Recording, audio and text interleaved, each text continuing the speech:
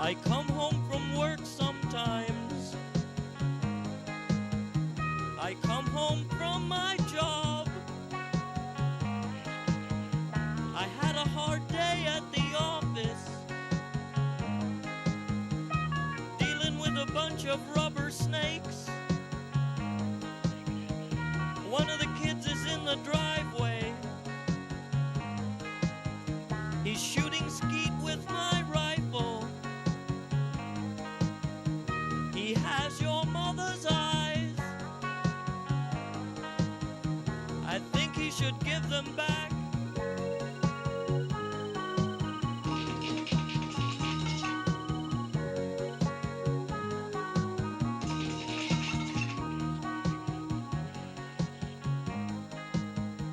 Sometimes I come home from the warehouse. I come on home without a map. Well, hello, dear and not so dear friends, associates, adversaries, general public members. Hearing that song from the new CD by Bali Shade, Cantaloupe Stains, that takes me back and that focuses my attention on where I am and why and what's going on. Because as I've said to you many times in the past, I'm Paul Colby, and I'm your host for tonight on Public Affairs, Public Access here on Houston Media Source. And when I say here today on Houston Media Source, I'm approximately correct. Today being, if I've got this straight, December 20th of the year 2012. In other words, the day before some of you think, according to the Mayan calendar, the world is about to end. Well, I have a lot to say about that. In fact, I have said a lot of things about that on this show in the past, where I describe current events and historic events and general trends and mythologies, and you know that's the kind of show that we do here. But a lot of people have interpreted the Mayan calendar to mean that it's all going away, it's all coming to an end tomorrow. But I'm not really here today, if you get what I mean. And you know, this is going to be a confusing show if I don't keep straightening things out. I'm going to have to keep things stable. Let me explain something to you. I brought this Houston Media Source studio with me when I teleported to where I am now, and I'll try to explain that, because where I am now, you would probably think, well, I made this television show for you yesterday, and you're just seeing it now, and you'd be in the right direction if that's what you're thinking, because I'm not really here today. You see what I mean? But actually, I'm here Friday. If I can keep the studio and the chronology of events under control here. I mean, it's one of the things that I do. You know, we've talked about it in the past. Quantum physics.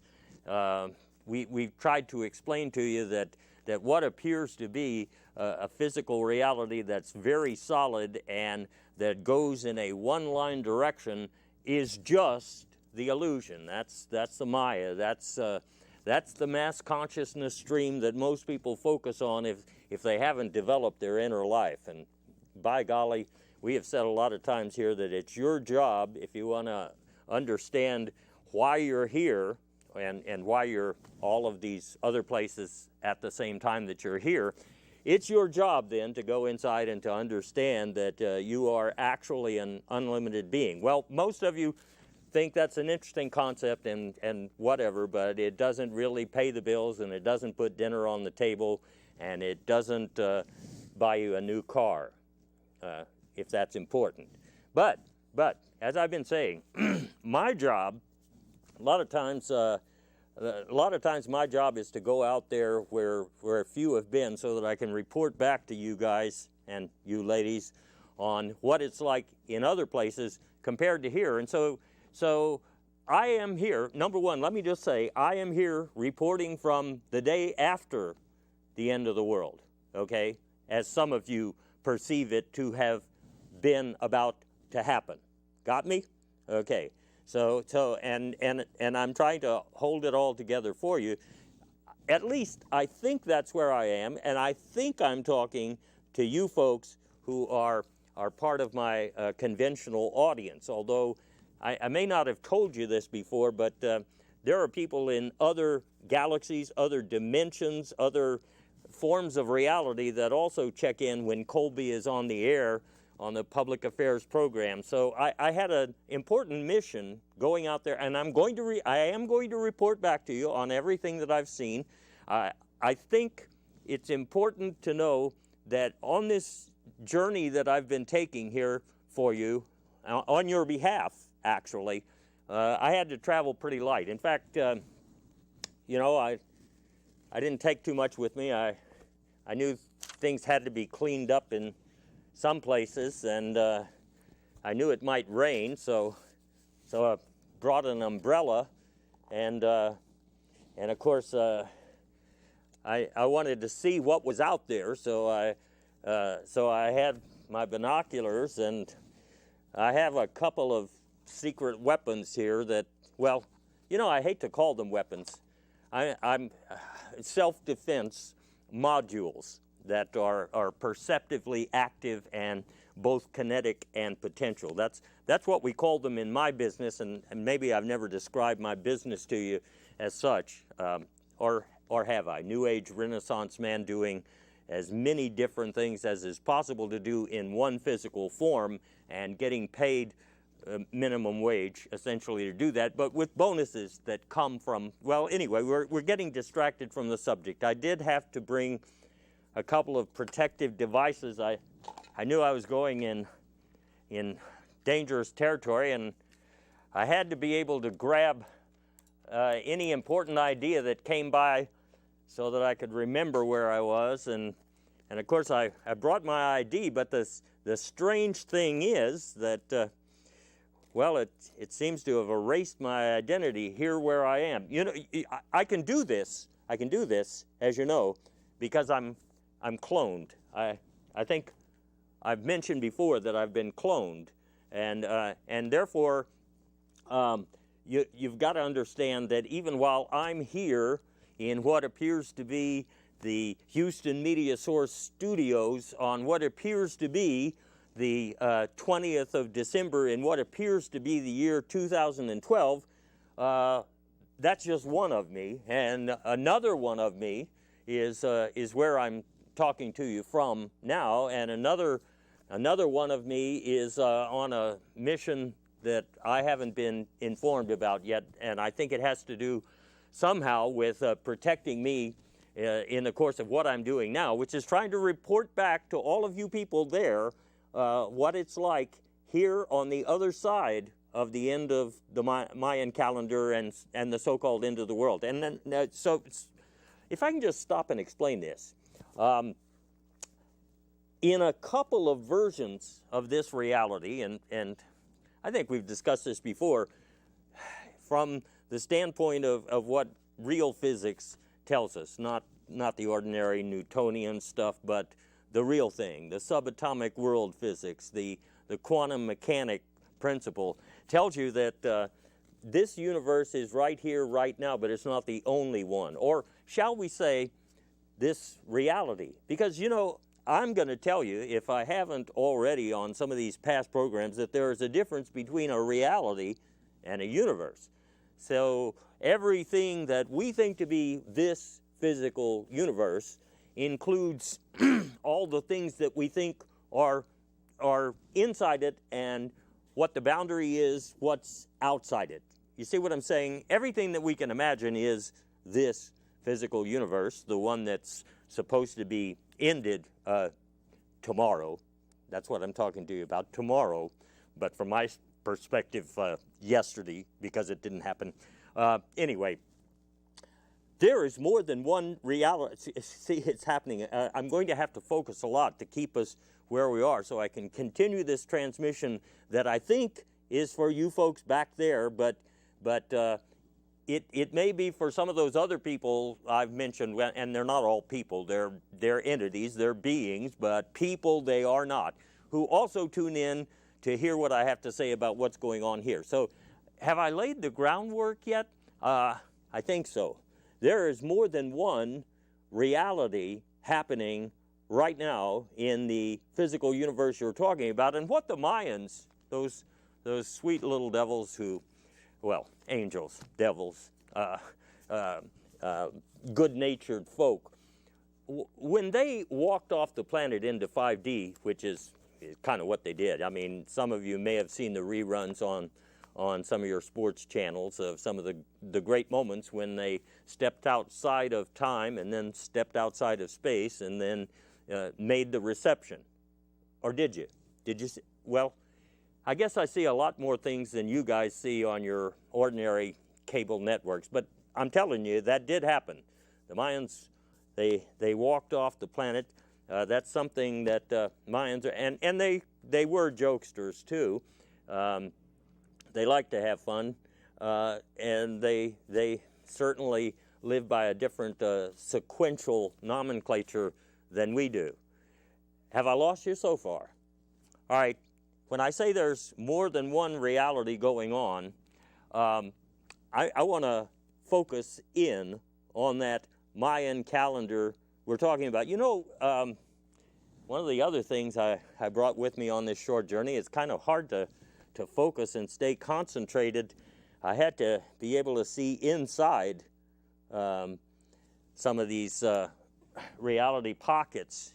That's what they were described to me as. Anyway, the people who described them to me as reality pockets talked about what's going on right now, and they warned me that in this journey that I've undertaken and this very sensitive mission of trying to report back to you from the other side, that I would be talking to people who are still locked into the old world, the old earth that they remember from just even a few days ago, and the ones who've already been plugged in to the new world. But when we say old world and new world, well, we're not really talking about a universe. We're talking about a perceptual reality. You want to go back to Bell's theorem maybe for a while, or the Copenhagen interpretation to keep a little of this straight? I don't have time to do that, sorry. But here's what I will say. A lot of people, while this change of realities is going on, which is what the Mayans actually were talking about, a change in a reality, a brand new reality coming in, well, what they always understood, because they'd done it themselves, they walked off into a new reality. Some people would be observing the old reality even as the new reality was coming in, shifting right here in the very same place and the very same time, so that some people would be living the old, some living the new, right here at the same time. Now, the old one, let's see if I can connect with you folks back there who are still locked into the old grid, okay?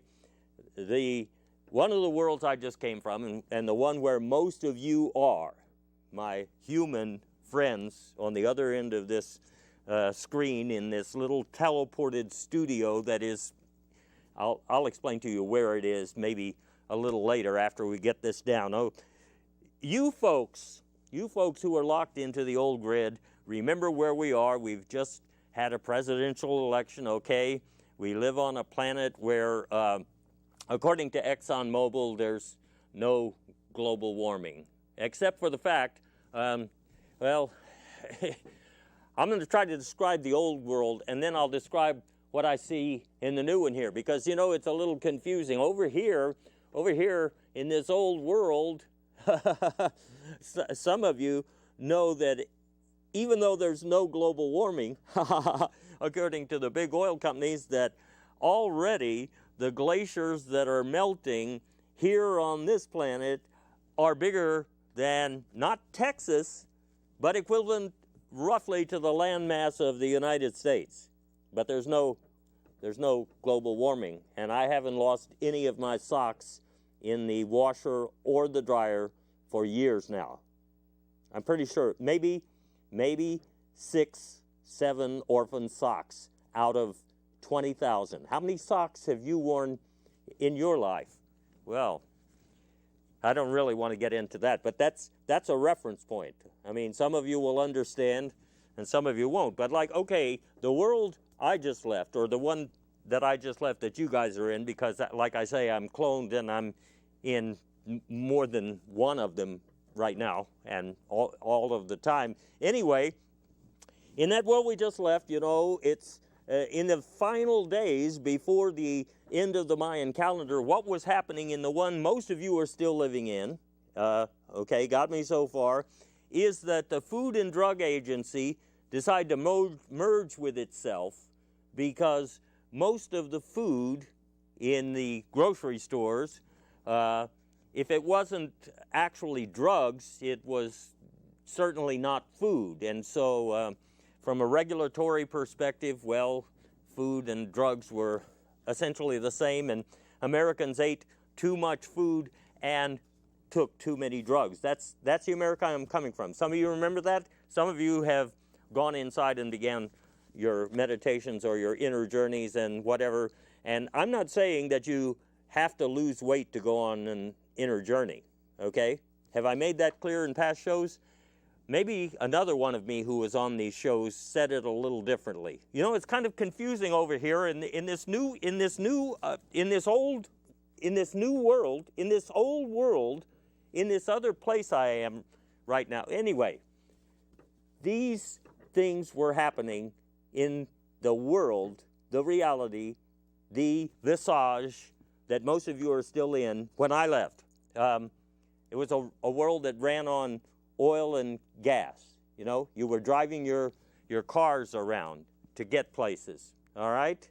And it was a world where people went to school mostly to become consumers or to work at Walmart or McDonald's or something like that, except for people, well, I'm talking about people here, okay? It is a big world, but I'm mostly broadcasting to the English-speaking North American world here, centrally located around my core past broadcasting site of Houston, Texas. Yes, that's where I'm talking about.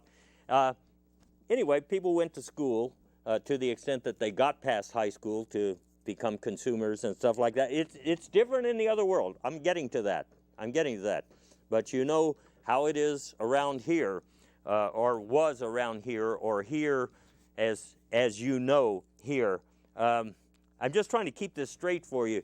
In the last days of this place here, this reality here, before the Mayan calendar ended, everybody was posting their X-rays on Facebook.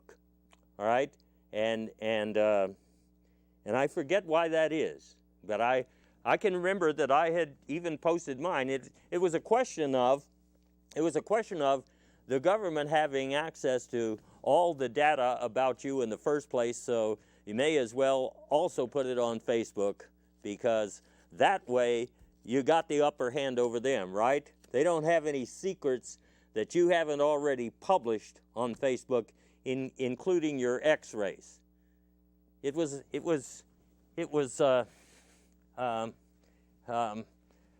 it's kind of hard to find your keys around here, well, anyway, surveillance. That's what the theme was in this in this world. You know.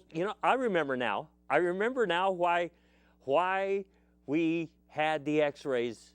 No, I've forgotten why we had the X-rays. But I know that we had presidential elections. I'm almost anxious to get over here and tell you what I found on the other side of of that Mayan calendar, because over here, as I'm observing things, people are more interested in presidential elections. There are several TV shows. Well, I don't know. This is a family show, so I can't describe them as clearly as I would like to. But they are mighty entertaining. I've watched a few here on this side. Where I came from and where you probably still are, we were very concerned in these last days before the calendar ended about job growth, weren't we? You remember that? Or some of you are still there, right?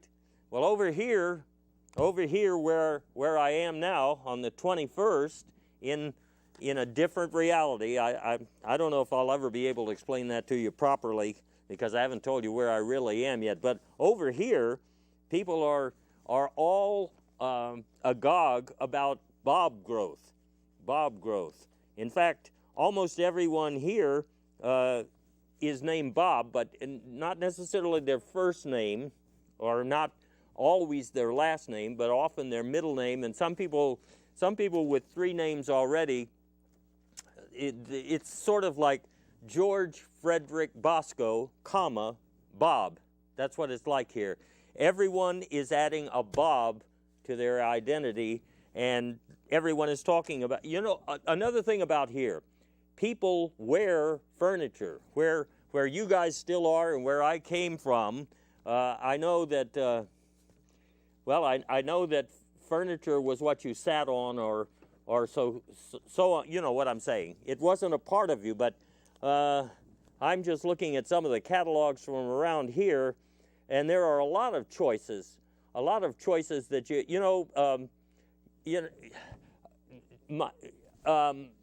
my endocrine system, I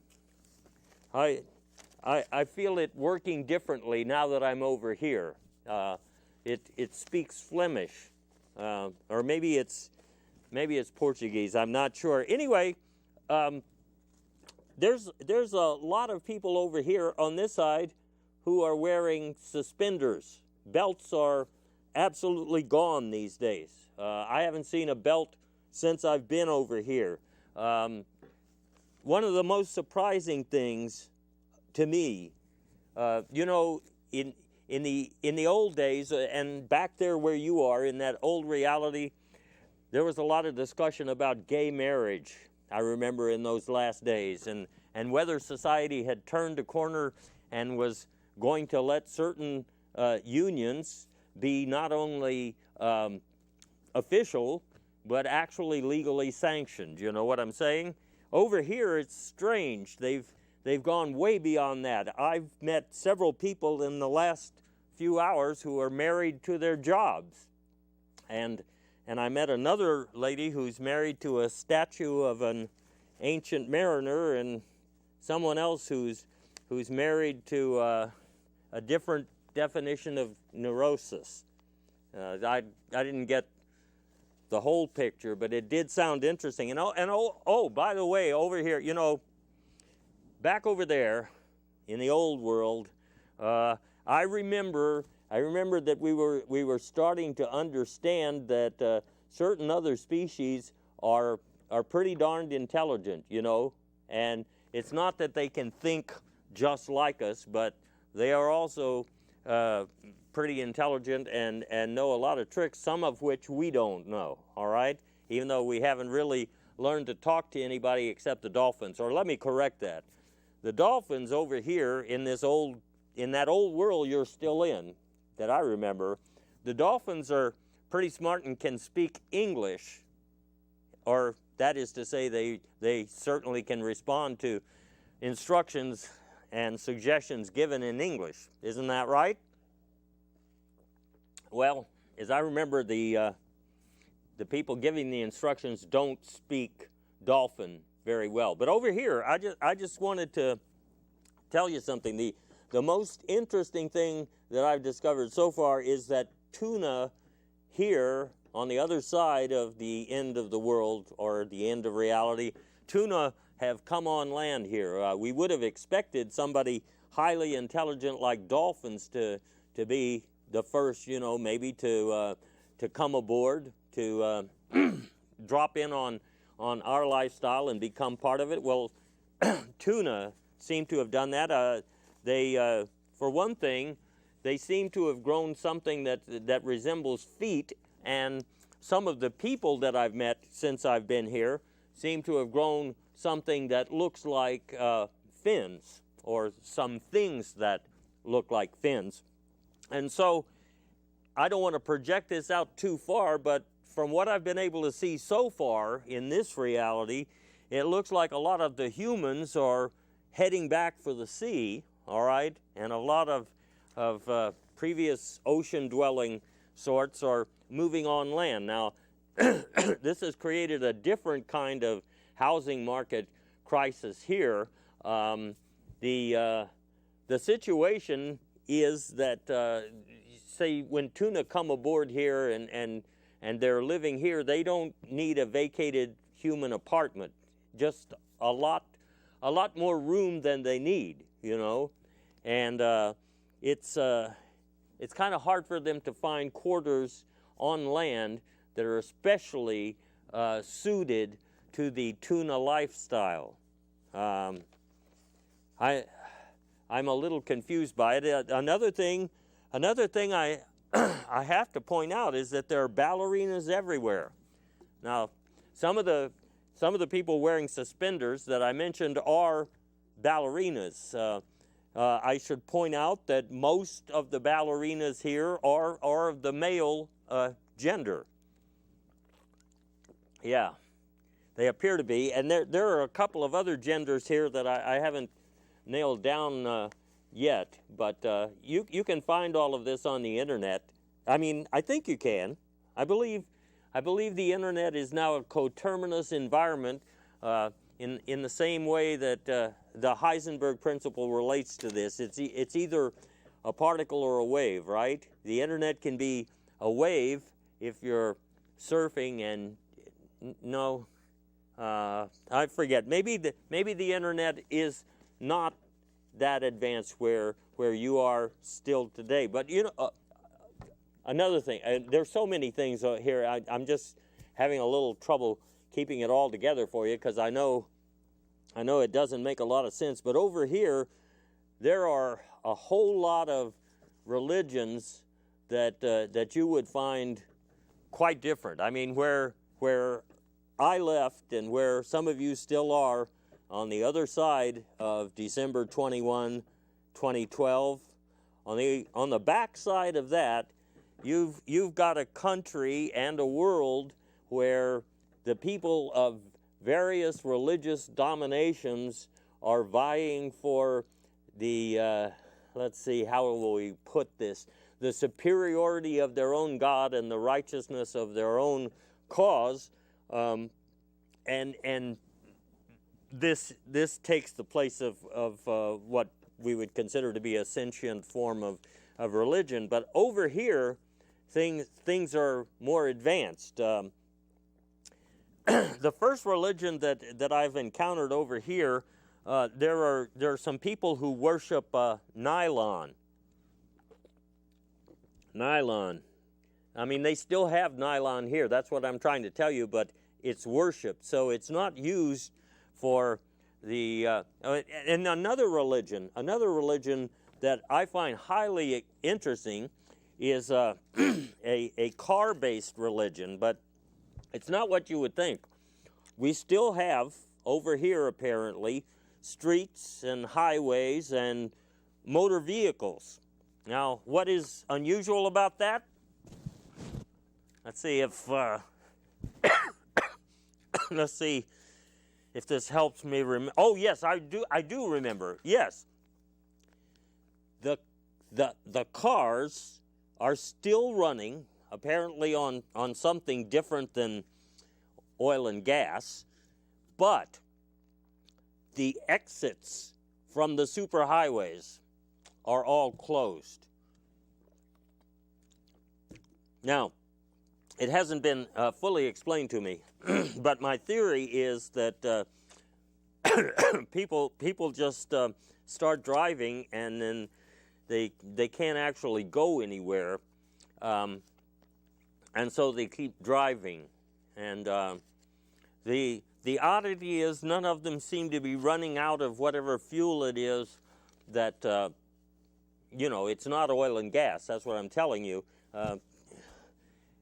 They're not running out of fuel, so they just continue to go and go and go. Now, they don't seem to stop to eat. They don't even seem to stop to go to the bathroom. I haven't determined yet whether at least some of the species on this side of the Mayan calendar, this new reality, some of them may have figured out a way to dispense with, going to the bathroom. Because like I say, in the old days there, we were getting to the point where we didn't actually eat food anymore, and maybe they've just, maybe they've taken it to another dimension, another platform, another level, another modus operandi. You see what I'm saying? If I sound confused, folks, it's been weird over here. I mean, it looks a whole lot the same. That's what I'm telling you. It looks a lot the same, but there are certain things that are... What? Did you hear that? Did you hear that?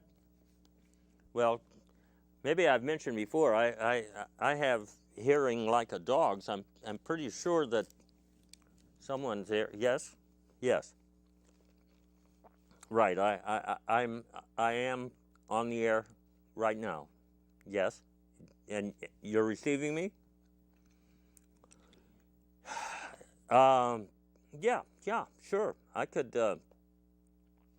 talk about that. Yeah. Okay. And all right. Thank you. You bet I will. You bet I will. Like I say, some of the people that listen in here aren't actually from this reality. In other words, they're not the ones of you still locked into the old world over there, and they're not the ones of you that I've been talking to. I mean, I haven't really addressed you so much. A few of you are over here. I don't know if your bodies are over here yet, because I see your bodies are still there, but some of you in part are already over here. But those people looking in from other dimensions have just asked me about some of the mysteries and the secrets of the reality that the human species here, not here, I mean, I'm in a teleported studio, but back there on the earth that I left, some of those mysteries and secrets that were still mysteries and secrets up until the very end, the last day, December 21st, still mysteries to that very day, and they've asked me to explain them. I mean, they have observed human behavior a long time, and they've paid attention to human history, and I know this. I know some of the things, at least, that are bothering those other species. The things they've always been curious about. One of those, of course, had to do with the disappearance of Amelia Earhart. Because some of them thought that she, riding in her aircraft, got wind of some sort of a time tunnel, some sort of a dimensional bow and arrow construct, a kind of a time weaver device, and actually left the physical reality just like the Mayans did and came out on the other side of somewhere. Well, I'm afraid it wasn't like that. In fact, before I left your reality, one of the last things I did was to follow up a lead I had, and I went to Prague, to a bar. I mean, it was a pub, not a bar. A pub where the owner showed me in a back room what was left of Amelia Earhart's plane. And It's interesting what she carried with her aboard the plane, but I've forgotten it. Like I said, they seem to have erased my identity along with part of my oh, I remember now. Yes, yes, I remember. It's public affairs, public access, here at Houston Media Source, and I'm Paul Colby coming to you from, let's see, and, oh, another thing that the non-physicals were always curious about was the Mayans themselves. Yes, we're talking about the Mayan calendar and the Mayan, well, you know, while I was still in that old world, you know, before the end of it, I did a lot of research. I did a lot of research about the Mayans, and I found some things out that, this may surprise you. The Mayans themselves were a convivial assortment. You may not know that they always traveled in groups of 11. That's right. They didn't go anywhere by themselves. They didn't live by themselves. There's always 11 of them.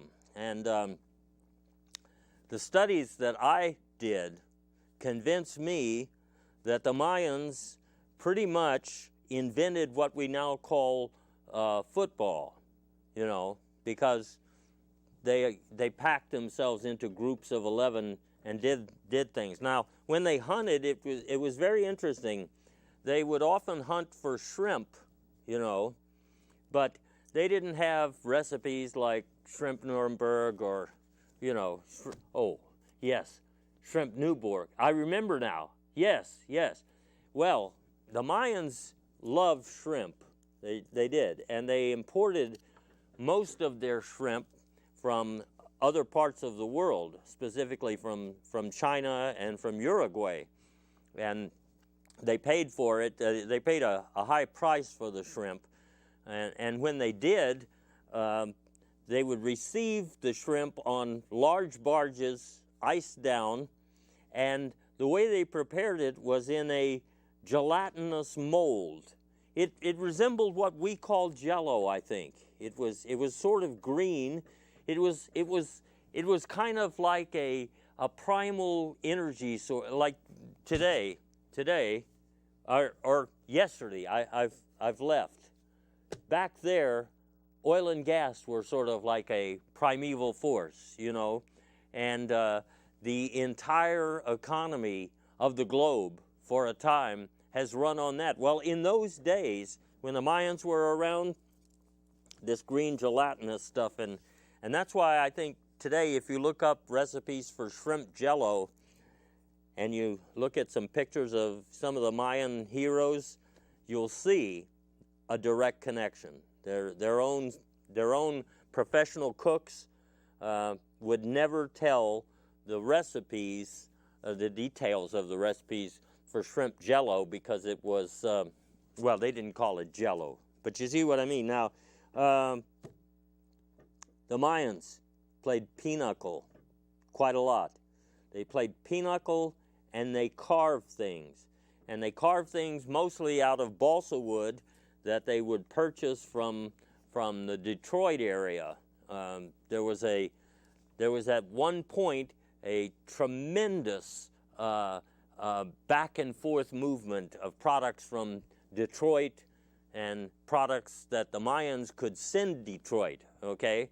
So when the Mayans needed sophisticated air conditioning devices, they would say to Detroit, what have you got in the way of AC?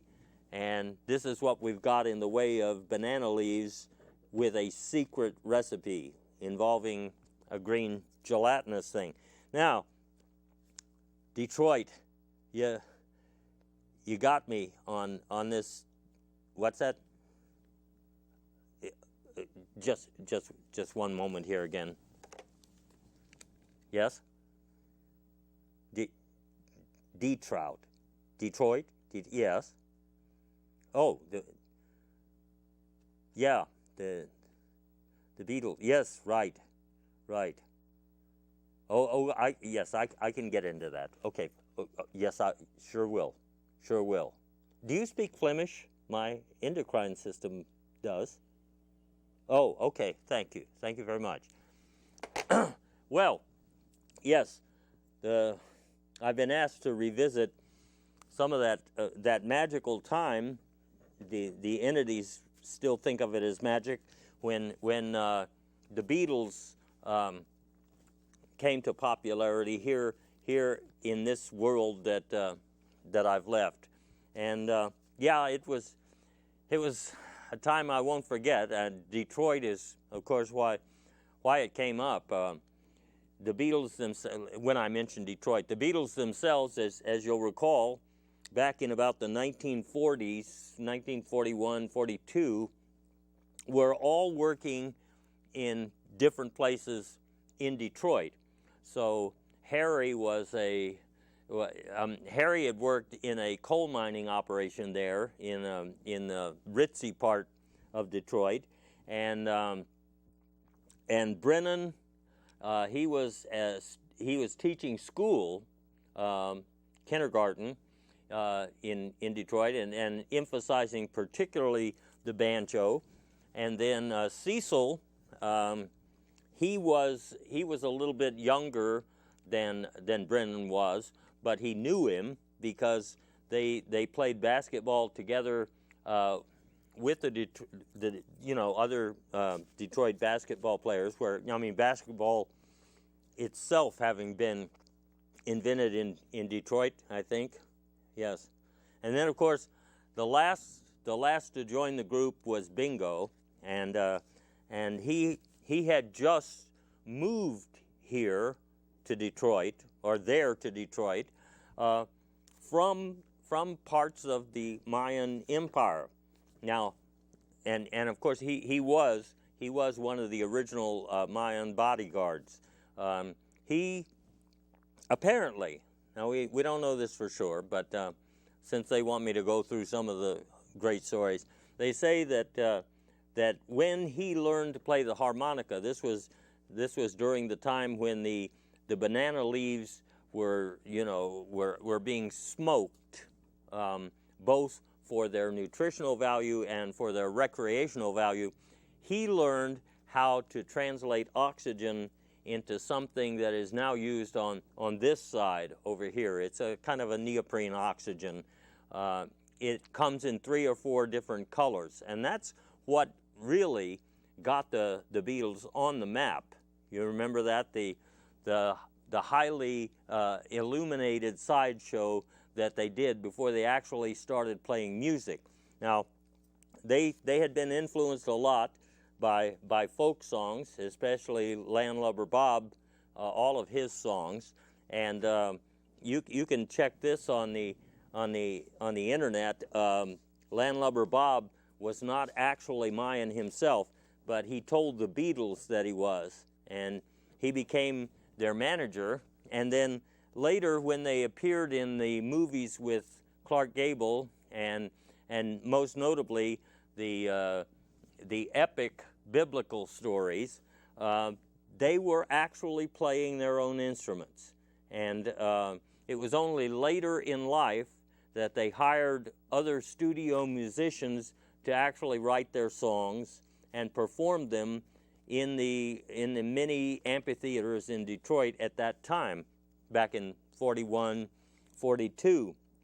And what most people don't realize is that they were involved in planning and constructing that first international airport that went from Detroit back to the, well, I don't know if I'm supposed to say this, but it actually went all the way back to Dallas, So that was the original hotbed community for modern popular music that was heavily polka influenced.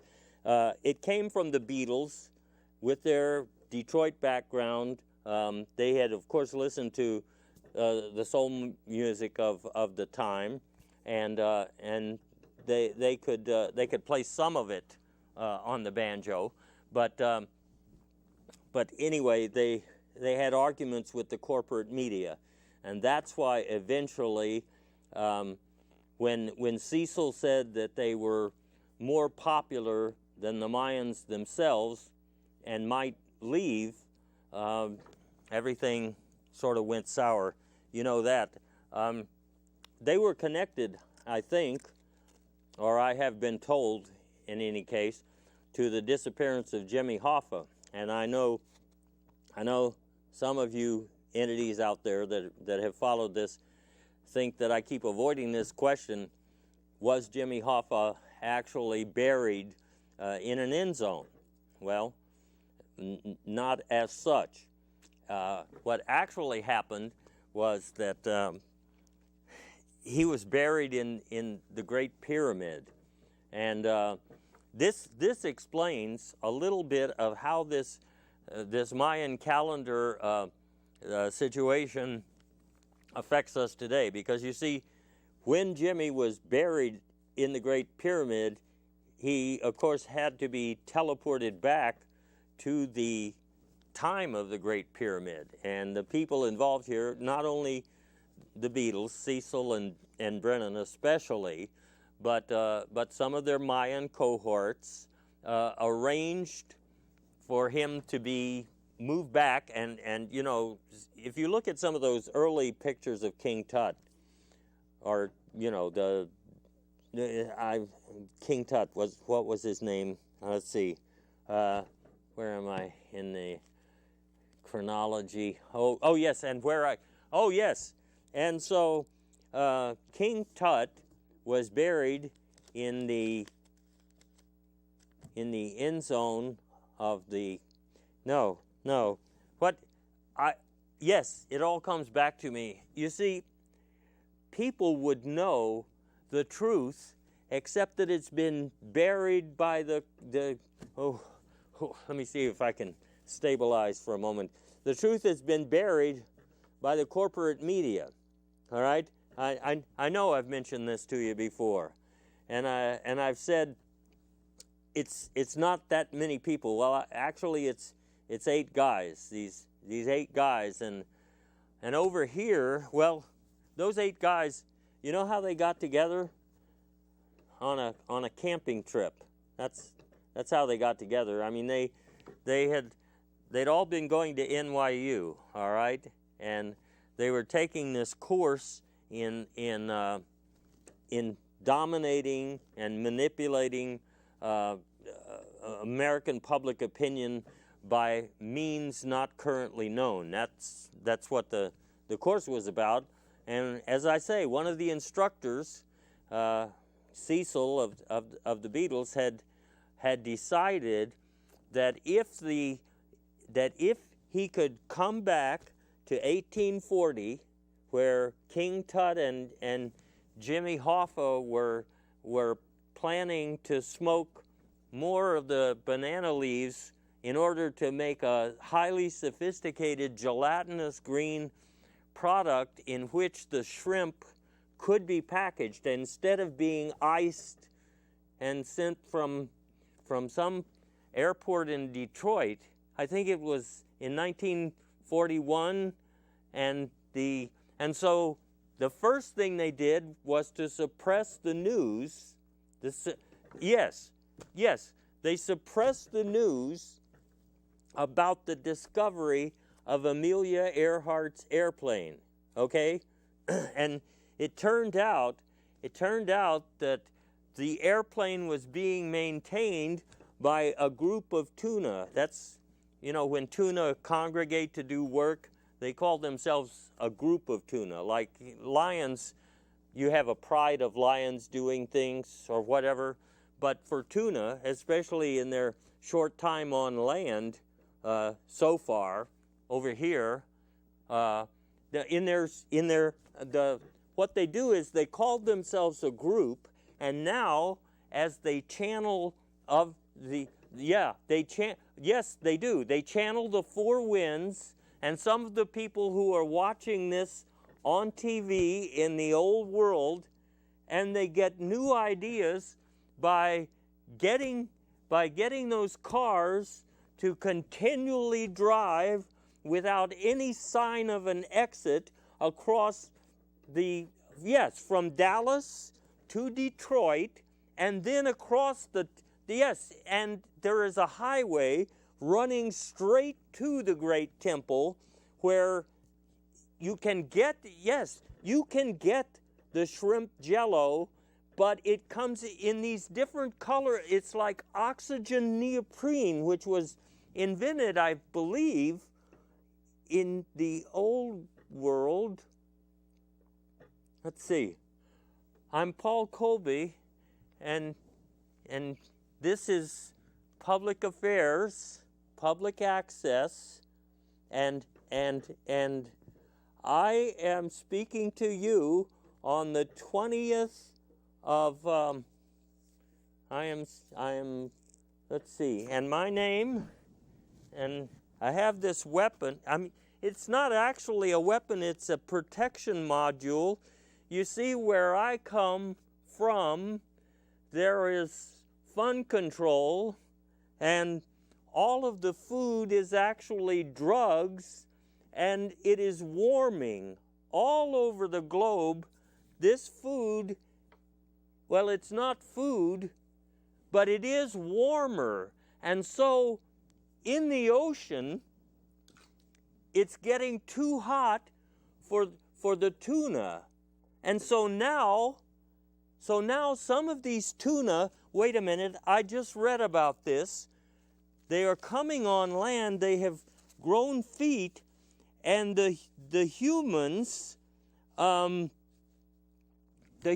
now only eat shrimp jello. No, wait, that was the Mayans who invented, yes. The Mayans invented soul music and then left the planet and into fifth dimension. But now the reason they're coming back, the reason they've come back, you know, they always talked about getting the Mayans back together for one more album before or after the end of, let me see if I can remember. There was this airport in Dallas, and they used to ship on ice, on these planes.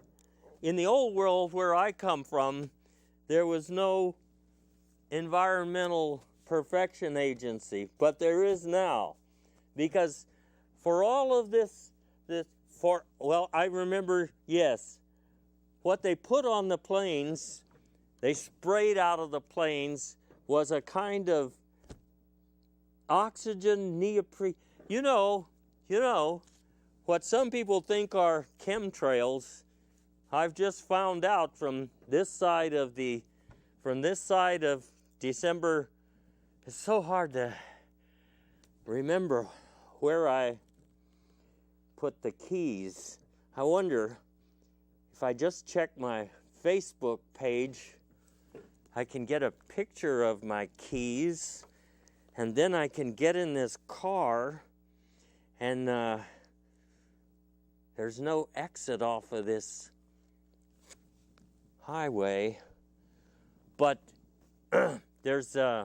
but anyway, I'm glad to have been providing you this information. My clone is happy to have been providing this information on behalf of a civilization that invented Jimmy Hoffa and fun control, and then the next thing I remember was that I was looking at the X-rays of King Tut and the Beatles, especially Cecil and Bingo, and trying to remember what the soul music was like in Detroit, and it sounded like, yes, it sounded like it was being played by tuna. And the tuna, the reason it was soulful, this music,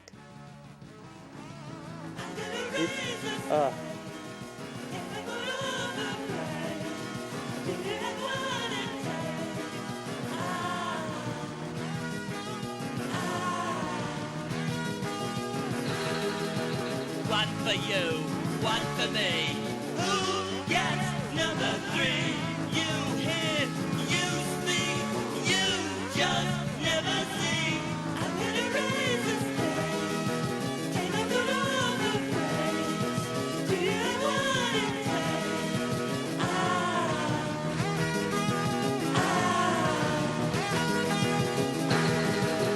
You say, no way. Get it through my head. Ooh, Pat, I'll bet you see red instead. I'm gonna raise this place, take a good all the praise. Do you have what it takes?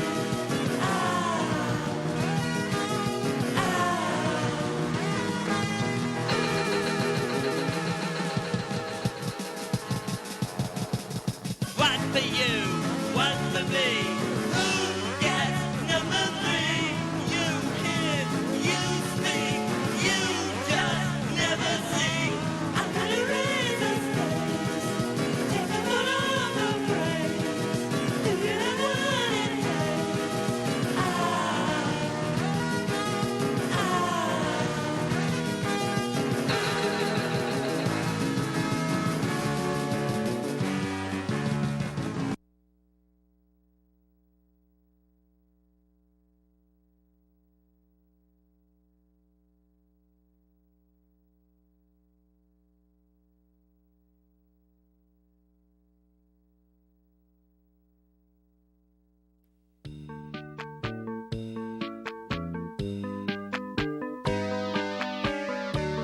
Picture yourself and 213 of your close friends on a slow boat to China. The suit that you're wearing has cantaloupe stains. Yuck. And suddenly, someone is serving you papers. And who knows what he has for brains? I certainly do not. Incidentally, over there by the Statue of Libertines, is that a bird or a plane or something else entirely? I think the announcer knows. It's Lucy in the sky with Dobermans. No doubt about it. That's Lucy in the sky, and I forget all of their names, but those are the Dobermans. They went to night school together. You haven't met Lucy? I'll tell you what, if you can stick around till halftime, I know some of the boys backstage. Picture yourself in a top-loading washer. Pretty tight in there, huh, sport? Your friends are all watching you and they're guzzling the sauce. Suddenly, someone is proffering handcuffs. And just between you and me and whoever else wants to know, she bears a striking resemblance to somebody we both know well. That's right. You mean Lucy? It's Lucy in the sky with Dobermans. Well, he took the words right out of my mouth. Dobermans. That's Lucy, and did you know that she makes all those clothes herself? I wouldn't kid you about that. Say, be careful, you're going to spill your Virgin Mary, and that's not going to make a good impression on all of us illiterati here. Picture yourself in a compromising situation involving dozens of violations of several federal statutes, and your attorney pleads guilty and asks for the chair. Suddenly, and I mean quick, there's lynch mobs gathering on the street, and you want to tell somebody in authority that it just doesn't seem fair. Well, maybe it doesn't, but the only person I'd want to talk to is Lucy in the sky with Dobermans. Well, he said it again. I can't say it any better. Look, that reminds me. Lucy and I